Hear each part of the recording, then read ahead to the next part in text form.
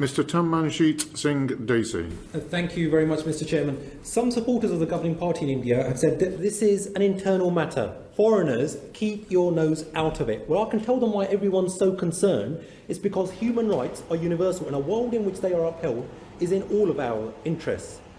Hundreds of farmers have died already because of the freezing cold and because of ill health while protesting. For those of us whose parents and grandparents have been tilling the land in the Punjab, have a strong connection with the land, and whose family and friends are involved in the protests, imagine our collective pain when we see scenes of tear gas, water cannon and brute force being used against them, when we see them herded into the protest sites like animals with metal barricades, barbed wire and deadly steel spikes installed in the road, as if it was some sort of international border and not the outskirts of the capital city. The irony of it, Mr Chairman, is that many of them have actually served on the border, or their children or grandchildren are currently serving in the army. Mercilessly, their water supply, sanitation, electricity and internet have been intermittently cut. Trade unionists, human rights activists and journalists, including young women, have been arrested with reports of sexual assault and torture while in custody.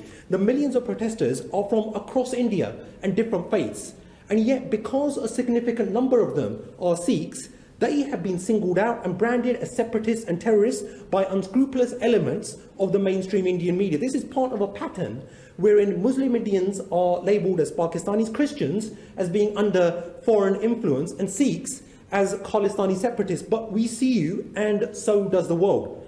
Let me let you into a little secret, Mr Chairman, about the Sikhs. They are taught to feed millions of those in need for free, year in, year out, regardless of background or colour or creed. They are brought up to stand up for the rights of others, so you can bet your bottom dollar that they will go to the nth degree to stand up for their own rights. Those of us, like me, who dare to speak up for the farmers, are faced with a deluge of hundreds of fake profiles or the 2 rupee Twitter troll factory, and accused by some disingenuous elements of being, amongst other things, a racist.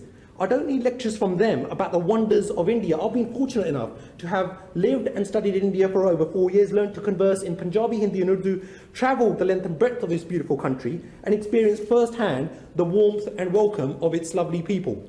And while I'm at it, let me also debunk another myth used to silence anyone in Britain, because if they offer anything but praise, they must apparently have a colonial hanger. To those people, I would say, while we spend most of our time discussing national issues, the beauty of being a British parliamentarian is, in the mother of all parliaments, is that almost every day we conduct debates about what is happening around the world. Now, it won't be lost on anybody that the UK Tory government, in its desperation to get a trade deal, is failing spectacularly to stand up for the human rights of those protesters. So I'll call upon the government to request the Indian government to speedily resolve this deadlock and ensure peace and justice for those farmers.